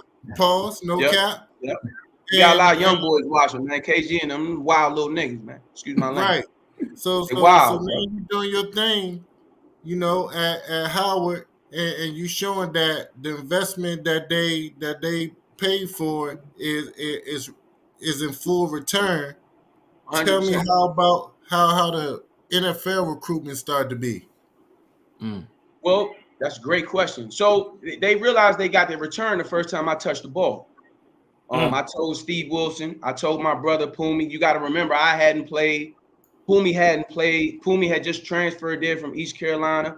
He couldn't do no football stuff. He transferred my second semester freshman year. So he couldn't do spring ball. He just transferred from ECU. ECU is one of the main good schools that was recruiting me too. They showed a lot of love as well. Shout out to ECU, shout out to Pumi. So Pumi couldn't do nothing. So that's how we developed such a bond. He couldn't do nothing. I knew his by this time his brother and I are cool, right? And so we just used to hoop and play basketball all the time or whatever. But I always told Poom, just like I told Steve Wilson, I said, for having that faith in me or whatever, I promise you the first time I touch that motherfucking ball on them kickoff returns, I'm going to score. Guaranteed. Told him that, you know, whatever. Poom, getting ready. So Jackson State kickoff return, first time they, you know, I told offense, Ted White, shout out to Ted White, just got the quarterback job at UCLA. He's with the boy Deshaun Foster and stuff like that. So shout out Ted White, or whatever. But nah, I told Pumi, sit down and chill, him and Fat Dog. I said, man, y'all think I'm playing? I'll be right back. I'll be right back. You know what I'm saying? Defense is up first. I'll be right back. You niggas sit down and chill for a minute. And sure enough, I did my thing. So that was my way to come back on the scene and let everybody know that I was back. My that year though on defense, Money Mo and Fredo and Cole, I really wasn't playing too much. I had a defensive back coach I really wasn't getting along well with. I wasn't one of his guys. He did not recruit me. He did not want me. It didn't matter how many plays I made. It didn't matter whatever. And I had some dogs. In front of me. Shout out to Chris Rogers. Shout out to Billy, the monster Billy G, because I wish I would have had a chance to play with him. Got a chance to see him move around a little bit. So I had some dogs or whatever that was back there in that second. Toyas Rainey, Fast, Toyas Rainey, all those guys or whatever. And so I had to sort of wait my turn. But when it came time for my turn, he wouldn't put me in the game, Money Mo. So it got to the point where Steve Wilson was like, well, shit, if you don't want to use him, I'm going to use him. And that's when I started to play offense and defense in college. And they used to call me, and this is documented, it's on YouTube. Go ahead, Poon. Go ahead. Go ahead and finish the story. That's what I got to do. Go ahead, bro. Go ahead and say what you was going to say first, bro. I was going to say, I'm just listening. I'm trying to see what they called you. I'm talking about my pack. What was the name of the package during practice period? What's up, Mark? Hey, look here. Hey, Kobe, I don't remember the package. I just know O never remembered no plays. O will come in. They'll call the play. We break down, you know what I'm saying? The quarterback come in, like Ace right zip, 58 Z cross, 1-1, ready break. O just be standing there and look at Ted. Ted be like, hey, man, just do that. Just run a swing. Hey, every time, Kobe, that motherfucker called, they look at shit. We break the huddle. Oh, just stand there looking at Ted. Ted say, hey, man, just do this. Just do this. Shout out to my boy, Ted. That's so funny to me, man. That's how we developed the friendship, baby. So the coach, I ain't going to say his name, the defensive coach, hating ass motherfucker, excuse my language. Because I worked hard, man. And it's a difference if I didn't deserve to play. And like I said in the beginning, I don't think I was, and I had to learn the game. And you got to remember, I had been off for a whole year, Money Mo. I could not do no football activities besides me working out on stuff on my own. So it's going to take some time. You know what I'm saying? And, he just, I just wasn't one of his guys. I wasn't, he didn't know anything about me until I basically was thrown in his lap or whatever. And, it was what it was. But, so I was playing a little offense, defense. I had a little package, showed me some love, Cole. And, I just built on that. Junior year, wound up being all conference, all whatever. Senior year, all conference, all American or whatever, had 7 picks or whatever, dropped 7, 6 or whatever it was in one season and played. We only had 10 games, played in 8 games. I had a back injury or whatever. And I was moving around a little bit. I was doing well. And, had a best friend at the time, told me I wasn't physical enough. I wasn't a tackler, end of the season. They getting ready to move me to safety, Fredo. Check this out, Money Mo. When I tell you, when you got best friends like this guy, man, who needs enemy? And Money Mo, we sweet mates, Money Mo. I'm talking about we in college, we got our own room, but we sweet mates, right? This man come down after practice one day and tell me, hey, man, I need to talk to you. So I'm thinking, shit, we getting ready to party or, maybe something going on with him and his lady. This motherfucker come telling me some stuff that the coaches told him, talking about, they say you not physical enough. You gotta be a little bit more physical. You gotta be more violent out there, man. Whatever. The coaches, whatever. You know what I'm saying? So I'm like, okay, cool. Now he tell me that on a Thursday, Money Mo. Saturday morning, all conference. This our junior year. All conference comes out. Who you think on there, Money Mo? I said, well, goddamn, for somebody who ain't physical. I'm talking crazy, Fredo. I'm talking crazy. I played, look, Money Mo, this how crazy I'm talking, cuz. Money Mo, Fredo. Defense warm up over there, right? Offense over here. I'm standing right next to Pumi the whole time. Yeah, I need to be more physical.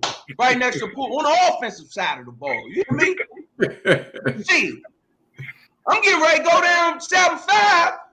Black MEAC all conference. Who going with me?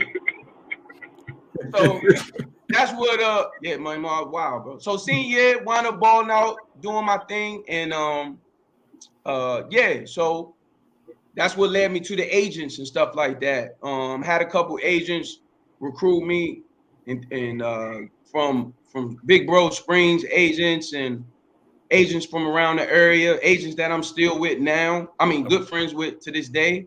Now, wound up going with a guy by the name of Cliff Stein, who just retired, well, stopped working with the Chicago Bears. He was the Chicago Bears lawyer for the Bears and worked in their front office for over 15 years. Oh, wow. Wow. Yeah. Wow. Yeah. Yeah. Yeah. So yeah, transition. So okay, so so talking about the agents and stuff like that. So like, did you get invited to the combine? Can we, how did that all work? No combine invite. None of us did. Our senior year, myself, Pumi, Elijah Thurman, who's another great player. He's actually in the Hall of Fame at Howard University. Leonard Stevens, my man, big time. That was my man, my main man, because it was only two of us on defense. My man, Doug Miller. Shout out to Doug Miller.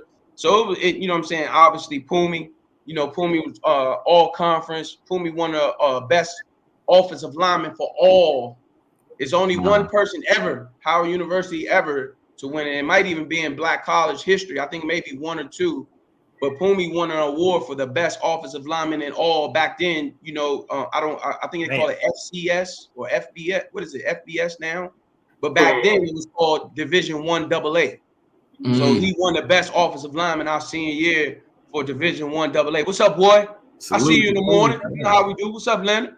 So Division I AA, All-American. And you ugly as shit, nephew. Go do some push-up. Do some push-up. I love that boy, man. Chasing his dreams, man, and doing his thing. Big time football player in the CFL. If you haven't heard of him, tune in. Devontae Williams. He gonna put up big numbers. He's doing his thing. Yeah, nephew doing his thing. Salute. I love you, bro. You already know you look good. When I say you ugly, that just means you're a good-looking young man. So I wound up damn, Fredo.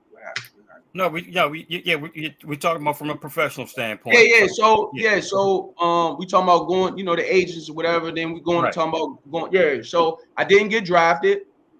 Combine, no combine invites. We just had 5 or 6 NFL pro days. When the scouts come to your school, whatever. Wound up working out. I think Thurman and I think we all worked out maybe 4 or 5 times. I think Thurman and I worked out damn near 7 times. Okay. Because back then, if a school come to your, if a pro team come to your school and they say, hey, we want to work out these guys tomorrow, shit, you better be ready. You know what I mean? Absolutely. So we worked out a rack of times or whatever the case may be. Draft day comes. I do not get drafted. I thought I was going to go to Jacksonville late in the 6th round. They wound up taking a young man from Georgia Southern who then became my backup up in Canada. Salute to him. He's a good guy, or whatever. I ain't gonna lie. At first, I was petty, Money Mo. I ain't gonna lie. I was a little petty. I was petty, Money Mo. I was that hurt me, man. I thought Jacksonville was gonna take your boy, but no. Wound up not getting drafted and wound up signing as an undrafted free agent. My 3 teams was Chicago Bears, Seattle Seahawks, and the Washington Redskins. Damn. Those were my 3 teams. This is in the 2000 draft. This is the 2000 draft. This is when Deion Sanders was still here, Darryl Green, Champ Bailey, no Fred Smoot. We drafted Chris Samuels and LeVar. Yes. Yes. That's the year you drafted those guys. That's where Pumi went. Pumi went to the Washington Redskins, and I chose to go to Seattle. I should have went to Washington because, one, my cousin played there, Leslie Shepard. My cousin, you know what I'm saying? My cousin played there, Leslie Shepard. He had developed such a great relationship with Mr. Terry Robisky. And his niece, his niece, shout out to Sparkle, salute, you know what I'm saying, in Wembley, her and her beautiful family and stuff like that. That was her uncle, and she went to school with us at Howard University. So she's Leonard's line brother's wife, you know what I'm saying, or whatever the case be. So we all went to school together, right. And literally, she used to be like, man, my uncle talks so highly of you, whatever. But my dumb ass chose to go to goddamn way out to Seattle because at the time, I'm still thinking I'm playing corner. Now they telling me, Omar, you might get a chance at safety position. Because when I came out and I did my 40 and my whole pro day and stuff like that, just backtrack a little bit, Money Mo, I wasn't that fast. My best 40 time ever was a 4:52. Okay. No, I wasn't fast at all. But my technique and shit like that make me look like a 4:42. You understand me? See what I'm saying? See, I can't afford to slip. I can't afford to take false steps because I ain't the fastest motherfucker. So I knew, because I didn't know how to run. Wasn't no trainers or nothing but that. I learned how to run, running from Hoopy, John Burton, Fat Kevin.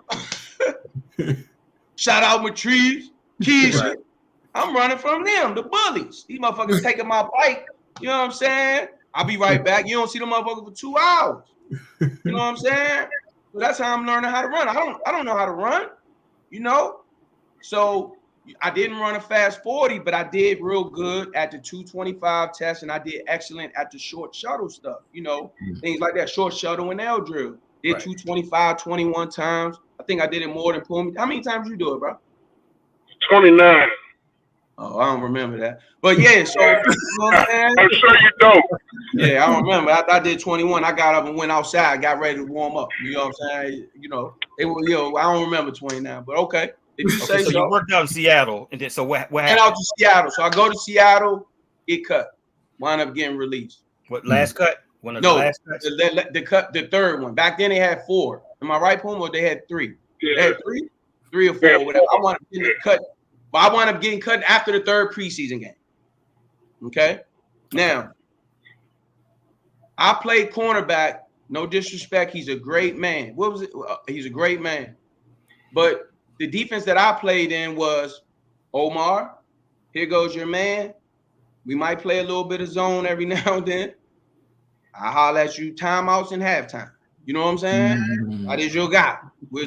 You going against these big time players and guys that's trying to break the records like Jockway Nunley and guys down. It was Sylvester Morris who wound up being drafted by the Kansas City Kansas City Chief in the 1st round and things like that or whatever. So I'm going up against some, some guys or whatever. But when I got out there, because I did so well on the 225 test, they said, you strong, you're not that fast, but you can cover. So they wound up moving me to safety. So I went from, this is your guy, right, to now I'm making calls for Cortez Kennedy. I'm making calls for Chad Brown. I'm making calls for Ben Simmons, and I'm fucking up the calls. So they like, man, who is this little motherfucker? Get this motherfucker out of here. He fucking up our money. And I salute them for that. I keep it a buck. You know what I'm saying? I ain't one of them motherfuckers that I did everything perfect. I have no problem with telling everybody my flaws. Right. You see what I'm saying? Now, I think I could have did a lot better if they would have allowed me to learn the actual position and things like that. But when you trying to make an NFL team, we ain't got time for that shit. It's happening like this. By the time I'm finally getting the 12 plays, 15 plays they put in with the checks, Money Mo and Fredo, Cole, shit. That next morning, we putting 10 more in. So who was the coach at the time? So Sidwell was the D coordinator, but guess who was the offense? Guess who was the head coach? Mike Holmgren. Mike Holmgren. So Mike Holmgren was the head coach. He fucked me up one time. I made a beautiful play in practice one time. This is a true story. Wound up getting an interception. You can ask Karsten Bailey. You can ask Daryl Jackson, Corn Robinson. When I made the play, Holmgren called me over to him. Now I'm going over to him. I'm thinking Money Mo. I'm thinking I'm turning heads now. And if you think I'm lying, you ask my beautiful sister, Crystal Evans. She wound up writing me a letter because they did a little write-up about me saying that I was doing good and I had a couple picks in practice. Right. Mike Holmes called me over. Money Mo, I'm thinking I'm in there. He said, yeah, don't do that no more. Said, what you talking about? He said, yeah, right now this is just like I need you to do more of show what's on the card because I'm on scout team, right? I'm on scout team. He said, I need you to do more of what's on the card. I'm like, I did. I dropped to my half, but I realized the man was running a dig route, so I jumped the dig. Right. He said, no, don't do that. Play the card. Now, keep in mind, they had just drafted a local young man from Washington, Brock Hewitt. Remember the left-hand quarterback that played at UW? He was a monster. Shout out to him and what he's doing on TV. He's a monster. Yes. He does always was very, you know what I'm saying, articulating, spoke well, and he was a good dude. Because after when we went in the locker room, he was like, damn, I don't know how you saw that. Show big love. You know, I was getting a lot of love. Shout out to Charlie Rogers. Has one of the top programs as far as 7-on-7 and stuff like that, doing what he's doing up in New Jersey. So, make a long story short, I wound up getting cut, come home, depressed, Money Mo, Fredo, just out of it. But then I got a call from Chris Rogers, and Chris Rogers was like, man, let's go work, man.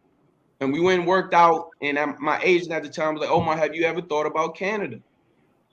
I said, yeah, Toronto, you know, it's nice up there, you know, whatever. But I don't know anything about actually, I know a little bit about it because my dorm director at the time, her boyfriend played in Montreal. Okay. So that's how I knew a little bit. That's how I knew. And when he would come to DC to visit her in the spring, like right before his season, we would go up to the field and do some work together, Cole. You know what I'm saying? You know how you get them older gentlemen to come back. They met, you know, she was a grad student. They was getting ready to get married, engaged, all that type of stuff or whatever. So I did know a little bit about it with that part. And my agent actually represented Henry Burrs. Remember Henry Burrs that played for the Chicago Bears that had that Monday night start that didn't do too well? But he's a good dude, though. And he balled out, you know what I'm saying, or whatever, in Canada and won many Grey Cups and made a lot of money. And now he's coaching in the NFL. Yeah, but, hey, Brian Williams asked, did you play with Fred Vincent? Fred Vincent. Yes. From Vanderbilt. Yes. Fred Vincent. Yep. Fred Vincent. Yep. He came from Vanderbilt in a trade that year. But that's one of the reasons why I chose Seattle and not Washington. To go backtrack, at the time, Washington had Deion Sanders, Champ Bailey, Darryl Green, a guy by the name of Buddy Crushfield. Shout out to Buddy Crushfield, North Carolina Central alumni. Played with Myron Flowers and stuff like that. My man, OG Myron. So those guys was down at, you know what I'm saying, in Washington, and they just signed primetime. I mean, and they just drafted Lloyd Harrison. And they drafted Lloyd Harrison at my pick. So I'm like, shit, man. So I messed around, told what you call it. I said, man, your uncle, man, damn. You know what I'm saying? You could have had me. I could have been me and Philly could have kept playing. But everything happens for a reason, you know, or whatever the case may be. So wound up getting cut, whatever, and got a phone call. It was like, man, do you want to go up to Canada? And that's when I was like, yeah, I want to go up there and boogie a little bit. Because at this time, I just want to play ball, man. You know, I'm home for a year. I figure if I go up there, Cole, you know how it is. You played overseas. You play. It's like you want to go up there. You still want to keep playing. It was, and at that time, they also was signing a lot of guys to come back down to the National Football League. Ultimately, that's the goal. And my agent had 2 or 3 guys that did it already. You know what I'm saying? So he's like, oh, you can go up there and boogie, learn, right? Learn, work on your craft, work on your skill set, go up there and make plays. What I'm going to do, we already know that. I don't care if they send me to Alaska. Right. You feel me, Money Mo? I'm going to make plays. Sure. And so that's when I wound up going up to Saskatchewan, playing up in the Canadian Football League as a rookie. Sorry about that. Yeah, just talk to us about your experience in Canada. Absolutely, bro. Shout out to my boy. I know he's watching right now. My boy and Poon, you know who I'm talking about first. And he got the same name as me. If I get a little emotional, I don't give a fuck. Cause this shit from my heart and this shit is genuine. My man Omar Morgan. Okay. A lot of you people might not remember Omar Morgan or know Omar Morgan, but Omar Morgan was ranked in the top 5 defensive backs with Charles Woodson, Trey Bly, Okay. Champ Bailey. What's the young out there from Arizona that played for Baltimore, Cole? Chris McAllister. And Dre, I said Dre Block and Omar Moore and Omar motherfucking Morgan. The young man came straight from Cali. What's up, cuz? What's up, cuz? They don't play that shit. No red, brother. No. Yeah, I already know. I got love on both sides, but said you got to relax with that shit. So, with that being said, Omar Morgan played at went to JUCO, then wound up going to BYU. So when I make a long story, so when I wound up going up there, I wound up getting an OG like him. My man Sandman, Adolphus McCullough, played at Rice University. Played at Rice. He was a dog. So in the secondary, I wound up hooking up with 2 of the youngest that they was young at the time. I think they was only 1 or 2 years in. And I wound up hooking up with them, and they gave me that confidence because where I can start the boogie. So once they did that, they was like, hey, Slim, you can boogie. So I started off with the 2s. I killed the rookie shit. The shit was so easy. The vets started to come out there and watch me because, they get to like, man, hold up. You know what I mean? I had a youngin' that was a guy that was sort of a tweener. He had played that position that I was playing, but they wanted to move him inside, and he wanted to play like the Sam or the Will linebacker. You know what I'm saying? So it was just between me and this one other gentleman. Shout out, no, it was 3 of us. My man Devin Bush, his nephew got drafted out of Michigan, right? The linebacker. His dad played for the Cleveland Browns, and Dev played 9 years up in the Canadian Football League, or 7 or 8 years up in the Canadian Football League. So it was us 3 competing for that position, for that spot. So I wound up going up there, had some OGs like Omar Sandman, G. Roy Simon that was up there, and wound up doing well. Boogieing up there, making some plays. Started off in Saskatchewan, then wound up going to Montreal. And Montreal was cool. Head coach was a jerk. Asshole. Bench me in what you guys would say was the Super Bowl. I found out on the day before media day, Fredo. Wow. Yeah, this is you want to know a story? This is the story you motherfuckers gonna get. Yeah, this is the story. So the day before the media day now, and remember I said Saskatchewan was my first team that I went to. Well, when I signed with Montreal, Fredo, the quote unquote Super Bowl, what they call the Grey Cup, was back in Saskatchewan. Right. And we wound up making it to the Grey Cup, and the coach at the time wound up benching me and the other starting corner. Mm-hmm. When my boys found out, shout out to Ed Hervey, Justin Tucker, who played for the Cowboys. I don't know if you remember, you can look him up, played for the Cowboys. I think he was a 4th, 5th round pick. Jason Tucker, I think it might have been Jason Tucker. Okay. Wound up playing when he found out I was bent. Because I'm still now I ain't playing because I'm not playing, and I'm back where I played 2 years. Or I'm in the streets every day. I'm out there. I'm not playing money more. All I gotta do is show up to practice. So shit, I ain't playing. I'm partying every day. I'm hanging out with my former bankers. Shout out to Miss Cindy. I know she's watching. I love you.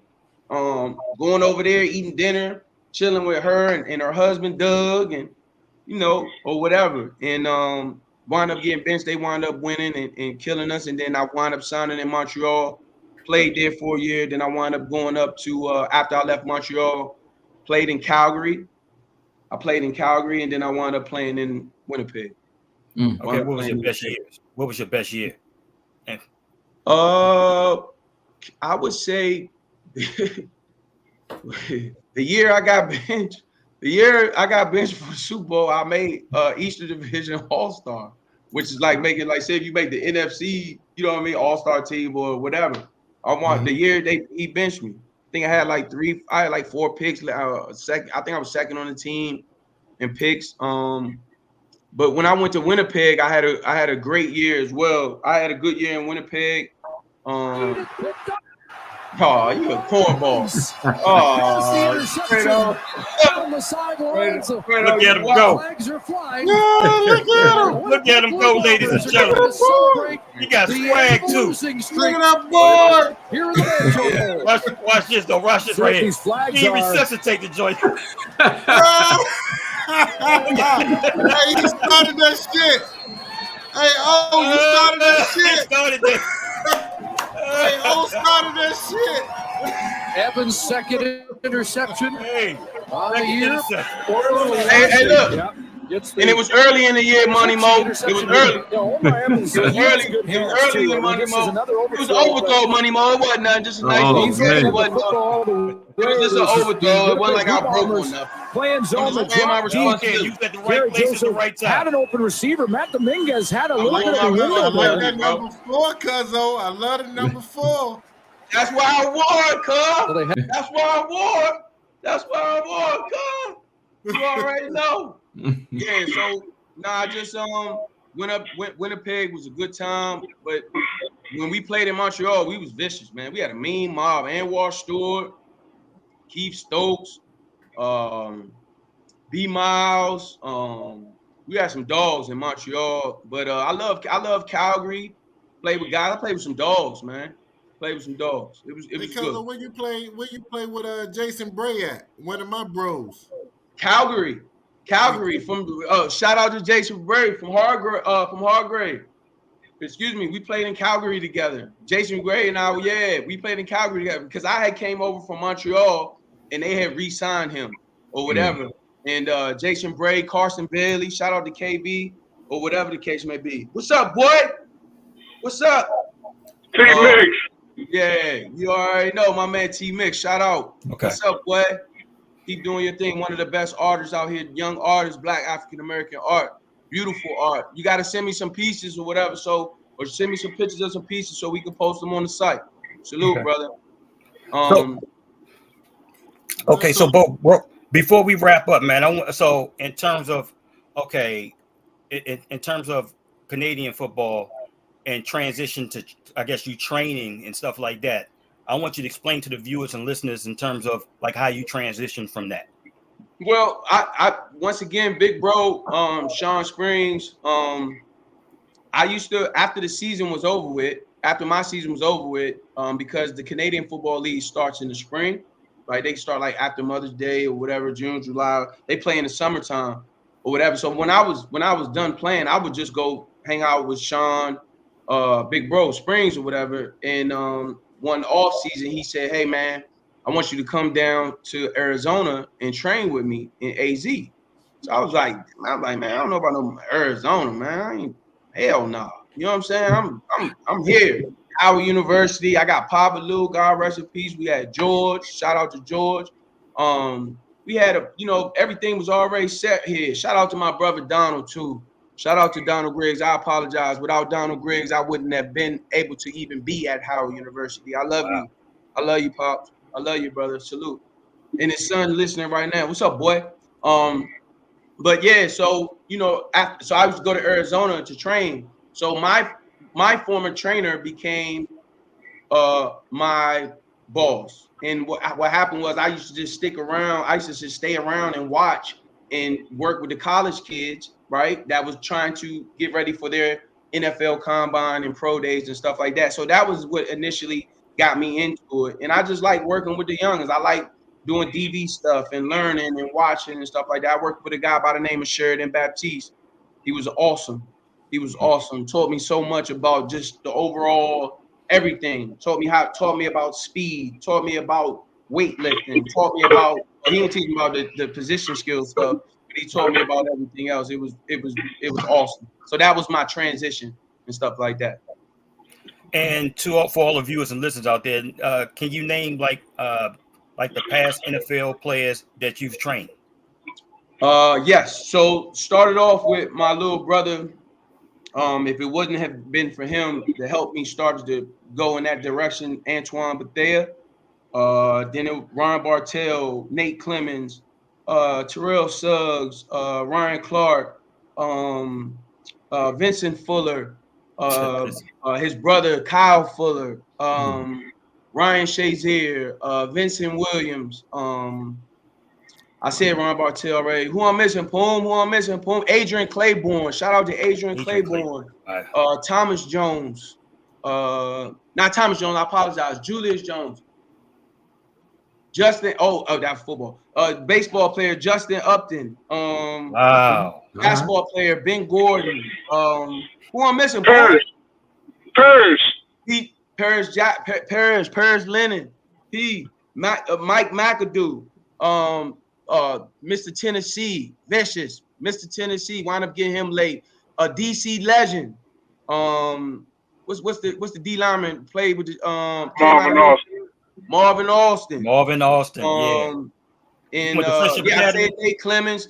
Man, we already had Angelo Crowell, my man Daryl Reed, my man JC, Jonathan Casillas. I mean, the list goes on and on and on. I've had guys. Chris Samuels. I forgot about you, big fella. My bad. Derek Dockery. I've had guys that was undrafted free agents, play 10 years. Guy like Jonathan Casillas, Daryl Reed. Daryl Reed, a special teams guy, wound up being at one point in time having the highest, being the highest paid special teams player in the whole National Football League. Right? You know what I'm saying? So I've been able to work with both, man. I was blessed to move around and work with both. Jermichael Finley, shout out to my boy. I apologize. Let me stop. From the Bay, my boy from the Bay, Desmond Bishop from the Bay. What you talking about? Yeah, from the Bay, that Yay area. Shit, you already know. So I was blessed to train a lot and be blessed to work with a lot of guys.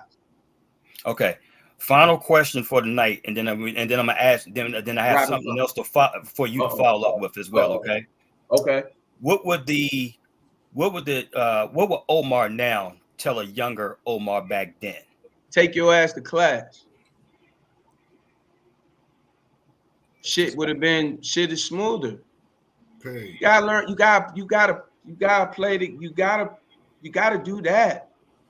And if I'm a major company, I want to deal with you. Yeah, you can hang out and party. Yeah, you can do your thing. But you gotta do what you gotta do so you can do. Excuse my language, but I'm me. You gotta do what you gotta do so you can do what the fuck you want to do.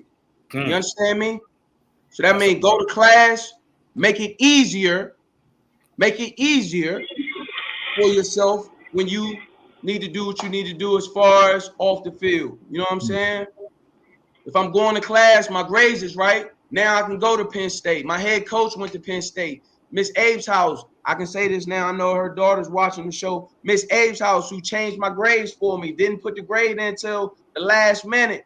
She said, but you got to promise me if you're eligible, you can go to Penn State. Thank you, Miss Abe's house. I love you. Right? My damn principal went to Penn State. If I do what I need to do, I'm good. Shout out to Miss Amatucci. She wound up winning NFL Teacher of the Year. I helped Carter Murray and my brother Sean Springs write the essay. Yeah, I did that with my academic advisor, Miss Joyce Amatucci. And she didn't. Now look that up. NFL Teacher of the Year. Myself and Carter Murray. So yeah, so you know, yeah. So yeah. So final remarks, bro. The floor is yours. And take your time with it, man. Yeah, just first of all, thank you. I don't really, tell too many people, Cole, thank you. I love you. I know this was part of your idea, from all the days we talked cigars and drinking a bourbon and chilling and stuff. I appreciate it. I really don't tell people my story. I don't even tell people I played football. Because that's not what my wife just got. She said facts. I love you. You wild. That's not what I'm most proud of. I'm most proud of when they say no matter what, Omar is a solid motherfucker. He's a good dude and he's a genuine person. No matter if I'm with $100 million gentleman or a $20 million gentleman, or if I'm with my fellas around White Oak. 6'5". I'm gonna treat everybody the same with respect and honor. Sometimes my brother Pumi said, Omar, you too nice. Am I lying, big bro? You're not lying. Sometimes I'm too nice.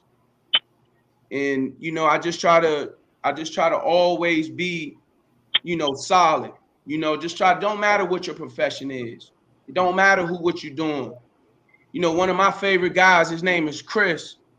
He was the maintenance man at my high school. Always tell me to go to class. What you doing, Omar? Go to class. Sean Springs and I, we call him young boy because he was a young man at the time, just coming out of high school or college or whatever. No college, out of high school. But he was trying to get away from them streets. For a couple years ago, sorry to get off topic, you know, he just had his 40-year, you know, at the same high school retirement or whatever. And Sean and I surprised him. Yeah. So, you know, that my main thing would just say, man, you know, as far as just being just be a good person, man. Be a good person. Be genuine. It's okay to hold each other accountable. Right. It's okay to tell each other when we are wrong, right? You wrong, Omar, you wrong, Poom, you wrong, Cole, Fred, Omar. It's okay to do that. And just 300, man. Go watch the movie, man. Go watch the movie, man. And just be a good dude, man. Be solid, man. Just be solid out here, man. If you out here playing the sport, for the youngest that's out here, Fredo, man, or whatever, man, work on your craft. Fuck them 5 stars and them 4 stars and shit like that. That shit don't mean nothing. That shit don't mean nothing. Work on your craft. Work on your skill set. Get better. Don't worry about them offers. So what? Who cares? You got an offer. So what? They don't even really got it. They throwing offers out there. You got an offer and so did 350 other guys for 15 spots. What you worry about an offer for? Go work on your skill set and your tape will do the rest. So that's all I would have to say, man. And just as you move around out here in life, just move around with respect and honor. Salute. That's what I'm talking about, man. Respect and honor. Respect and honor as always, bro. What you got, Cole? Hey, look. I don't have nothing else, man. This was an awesome interview. Cuzzo, we appreciate you sharing your story with us, sharing your story man, appreciate you. with the listeners, because there's a lot of people out there that needed to hear this story. There's a lot of kids that's traveling the path that you traveled that needed to hear this story. And I think we all, and they're all better off for it. And look, I'm gonna give a salute to you. I appreciate you. And we love you. For sure. And you already know it's this for life. Already. You already know. Hey, look, No Cap Sports Show podcast brought to you by Omar Odog Evans. We appreciate your support. Keep fucking with us. We're going to fuck with you. We're going to keep bringing that heat. Salute. And we're going to keep drinking these grapes. We're going to keep drinking these grapes. We're going to keep smoking them cigars. Salute. That part. Yeah. No See you question. next week. Boomie, I call you. No Cap Sports Show, where sports and combos collide.